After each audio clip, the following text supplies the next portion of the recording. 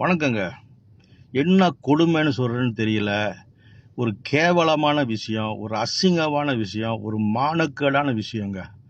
இது முக்காவாசி ரொம்ப பேருக்கு நான் சொல்றது இந்த மானக்கேடு, இந்த கேவலம், இது உண்மையிலேயேங்க. ஏன்னு கேட்டா, என்ன துறவா இருக்கேன்னு கேட்டா, நான் இன்னைக்கு இந்த வீடியோ செய்யறதுக்கு காரணமே, நெறைய கேஸ் இங்க வந்திருக்குங்க. நெறைய கேஸ். என்ன கேஸ்ன்னு சொன்னீங்கன்னா, ஸ்கூல் படிக்கிற பிள்ளையில இருந்து, ஃபேக்டரியில வேலை செய்யற பிள்ளைங்கள்ல இருந்து, டீச்சர்ஸ்ல இருந்து, டாக்டர்ஸ்ல இருந்து, நர்சஸ்ல இருந்து, எல்லா பொம்பளைங்களும் கல்யாணம் பண்ணாங்களோ கல்யாணம் பண்ணலையோங்க. என்ன கொடூரம்னா, கல்யாணம் பண்ணி புள்ள இருக்குங்க. 22 வருஷம் கல்யாணம் லவ் பண்ணேன்னு சொல்றாங்க, 20 வருஷம் லவ் பண்ணேன்னு சொல்றாங்க, 15 வருஷம் லவ் பண்றேன்னு சொல்றாங்க. இந்த மாதிரி பொம்பளைங்க மேல இந்த பசங்க என்னதான் ஆசை வச்சிருக்கான்னு தெரியலங்க. அவங்க பிள்ளைங்களை வச்சிருக்கிறாங்க. அந்த பிள்ளைங்களை என்ன செய்வார் இந்த வீட்டுக்காரர்? இந்த பிள்ளைங்களை வச்சுக்கிட்டு செய்வன பண்ணிருக்காருங்க. செய்வன கேவலமான ஒரு விஷயமா இல்ல. ஊராங்குட்டு பொண்டாட்டி ஒண்ணு, ரெண்டாவது பிள்ளைங்க இருக்குங்க, குடும்பம் இருக்குங்க. அந்த பொம்பளைங்களுக்கு உங்க மேல பிரியம் இல்ல.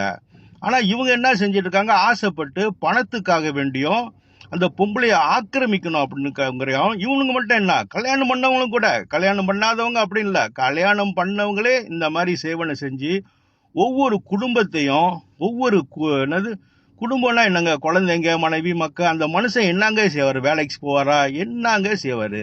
இந்த மாதிரி ஒரு கொடூரம், அசிங்கமான ஒரு கொடுமை நடந்துகிட்டு இருக்குங்க. என்னங்க இது? இந்த செய்வனால எவ்வளவு அசிங்கம், எவ்வளவு மோசமானது தெரியுமா?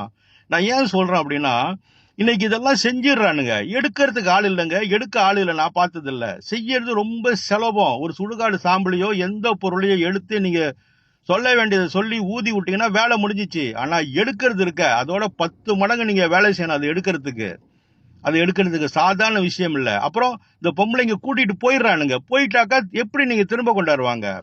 ஒரு பூஜை பண்றதுக்கு அந்த பொண்ணு அங்க வேணும், அந்த ஆள் அங்க வேணும். அந்த ஆசாமி இல்லாம நீங்க பூஜை செய்ய முடியாது. அப்ப எப்படி சாத்தியம் இது திரும்ப கொண்டு வரதுக்கு? அதே நேரத்துல சில இடத்துல இங்க போனா அங்க போனா அஸ்லிய பார்த்தோம் புஸ்லிய பார்த்தங்கிறானுங்க. இதெல்லாம் வேலைக்கு ஆகாதுங்க. நான் உண்மையை சொல்றேங்க. இந்த மாதிரி நடக்குது அப்படின்னா நீங்க அவசரத்துல உங்களுக்கு டென்ஷன் எல்லாம் விளங்குது. ஆனா இந்த மாதிரி காரியம் செய்யறது ரொம்ப ரொம்ப கஷ்டங்க. திரும்ப கொண்டு வர முடியாதுங்க.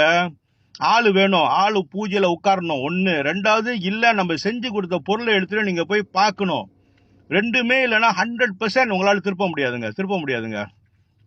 எனக்கு தெரிஞ்சு ரொம்ப பேர் இந்த மாதிரி விஷயத்துல பணத்தை இழந்து மனம் நொந்து போய் என்னென்னமோ நிலையில இருக்குங்க. ஒருத்தர் எனக்கு போன் அடிச்சு கேட்கிறாரு, எடுத்தோன்னு கேட்கிறாரு, ஆளை முடிச்சிட முடியுமான்னு கேட்கிறாரு. அந்த ஆளு ரொம்ப விருப்பப்பட்டு லவ் பண்ணி கல்யாணம் பண்ணி ஒருத்தன் அபகரிச்சுட்டு போயிட்டான். அந்த பொண்ணு மேல தப்பு இல்ல. இவர் கேட்கிறாரு, ஆளை முடிச்சிட எவ்வளவு வேணும்னு கேட்கிறாரு. நியாயமா இருக்கா?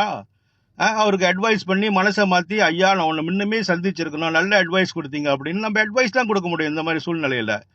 கொஞ்சம் யோசனை பண்ணீங்க. ரெண்டாவது இருக்கிறவங்க பத்திரமா இருந்துங்க.